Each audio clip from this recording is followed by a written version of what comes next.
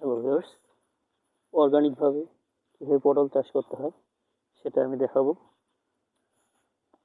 পটলের গাছটার গোড়াটা নিড়ানি দিলাম, দিয়ে মাটিটা খুবই সুন্দর করে দিতে হবে। তারপরে এই ধরনের সারগুলো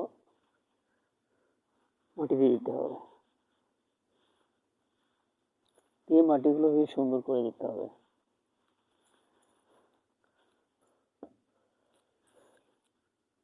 দেখতে পাচ্ছেন যে পটল ক্ষেত,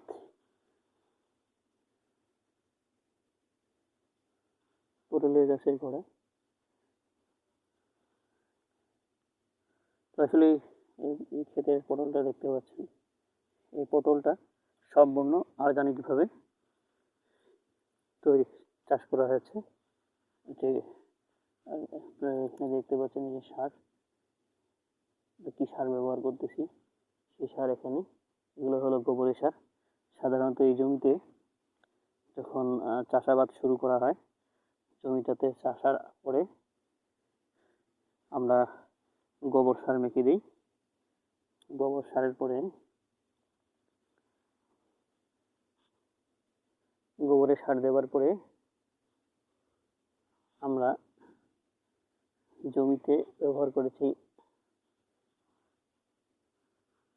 কেঁচো কম্পোস্ট ও অন্যান্য সারগুলো। তারপরে জমিতে আবার চাষ দিয়েছি। জমিতে যখন চাষ দেওয়া হয়ে গেছে, জমিতে চাষ দেওয়ার পরে আমরা পটলের চারা লাগিয়ে দিয়েছি। পটলের চারা বলতে পটল সাধারণত এই যে আপনার একটা লতি দেখতে পাচ্ছেন, পটলের যে গাছগুলো দেখতে পাচ্ছেন, এই ডালগুলো কেটে মাটিতে পুঁতে দিতে হয়, এখান থেকে গাছ হয়।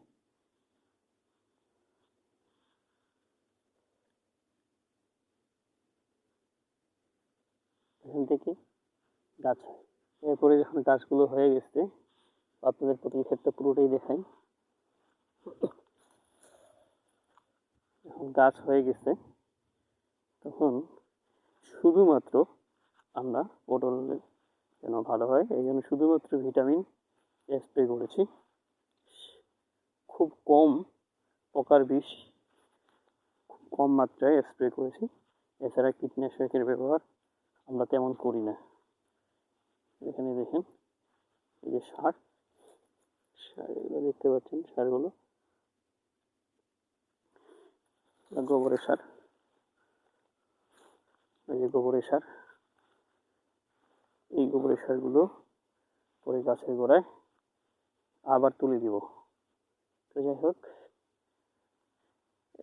এর পরবর্তীতে আমরা পটলে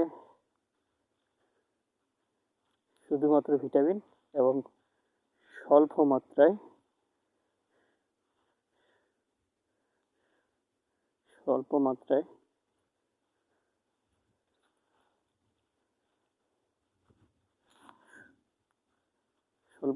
আমরা সাধারণ কীটনাশক যে আমাদের কৃত্রিম সার আছে, সেই কৃত্রিম সার আমরা প্রয়োগ করেছি।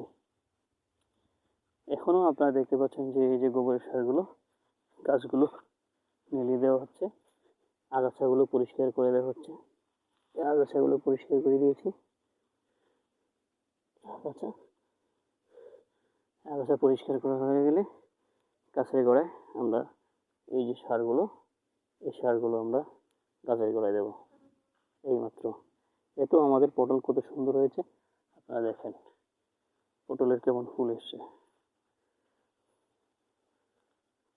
ফুল এসছে।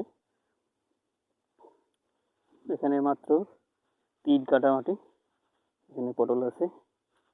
মোটামুটি এখানে একবার পটল তুললেই আমরা এখান থেকে 2 মণ 2.5 মণ পর্যন্ত পটল পেয়ে থাকি। কোনোদিন হয়তো একটু কম হয়, এটা স্বাভাবিক।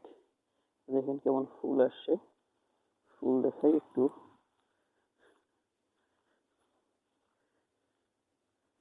পটল,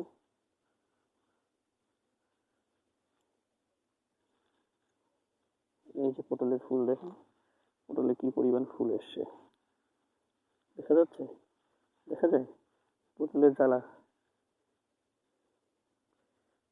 ছোট ছোট পটল অনেক এসছে, পাতার জন্য একটু কম দেখা যাচ্ছে।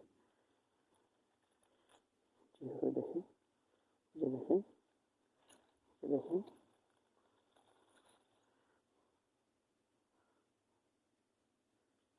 দেখা যাচ্ছে কত ফুল। যদিও গাছগুলোর বয়স অনেক দিন, তারপরে দেখুন কি পরিমাণে ফুল এসছে।